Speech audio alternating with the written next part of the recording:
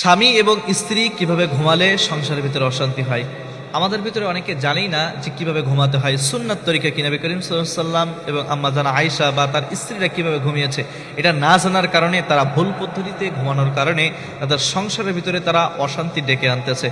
আমরা যদি জানি যে সঠিক পদ্ধতি বা সুন্নাহ পদ্ধতি, আর এই অনুযায়ী যদি আমরা ঘুমাতে পারি, ইনশাআল্লাহ তাআলা আমাদের সংসারের ভিতরে অশান্তি কখনো তৈরি হবে না। তো আমরা আসুন জানি যে কিভাবে সুন্নাত তরিকায় ঘুমাতে হয় বা স্বামী স্ত্রী কিভাবে ঘুমাতে হয়।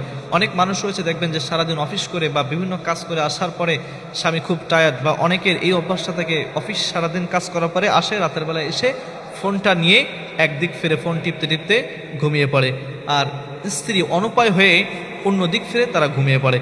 মনে রাখবেন, যখন আপনি একদিক ফিরে ঘুমাবেন এবং আপনার স্ত্রী আরেক দিক ফিরে ঘুমাবে, যখন মাঝে যে ফাঁকা জায়গা রয়েছে সেই ফাঁকা জায়গায় একজন প্রবেশ করবে, তার নাম হলো ইবলিস শয়তান। আর ইবলিস শয়তান যখন আপনাদের ফাঁকে প্রবেশ করবে, তখন আপনাদের স্বামী স্ত্রীর ভিতরে সে কিভাবে দূরত্ব করা যায় সেই পরিকল্পনায় সে বসে বসে করবে। আর ইবলিস শয়তান মানুষের নামাজ বাদ দিয়ে, রোজা বাদ দিয়ে, হজ বাদ দিয়ে, এগুলো যখন মানুষকে মিস করে ফেলে, যতটা খুশি হয়, একজন স্বামী স্ত্রীকে যখন আলাদা করে দেয়, সে পৃথিবীর সবচাইতে বেশি খুশি হয়। সুতরাং আপনারা এই সুযোগটা শয়তানকে কখনো দিবেন না। ঘুমানোর সুন্নাত তরিকা হলো ডান কাত হয়ে শয়ন করবেন এবং স্বামী স্ত্রী আপনারা মুখোমুখি হয়ে ঘুমাবেন। যদি পসিবল হয়, সম্ভব হয়, আপনারা জড়াই ধরে ঘুমাবেন।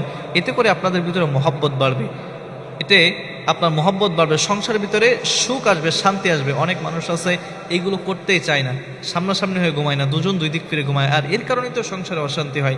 আপনি যদি নবীজির সুন্নাত তরিকায় ঘুমাইতে পারেন বা ঘুমানোর যে সুন্নাত আছে সেগুলো মেনটেন করে যদি ঘুমাইতে পারেন, আপনাদের সংসারের ভিতরে কখনো অশান্তি আসবে না।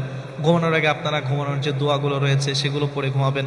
এরপরে আপনি সূরা ফালাক, নাস, ইখলাস, এরপরে আয়াতুল কুরসি, এগুলো পড়ে আপনি সুন্দর করে হাতের ভিতরে ফু দিয়ে মেসেজ করে ঘুমিয়ে যাবেন। দেখবেন যে আপনাদের সংসারের ভিতরে কখনো অশান্তি হবে না এবং নবীজির সুন্নাত আদায় হবে ইনশাআল্লাহ।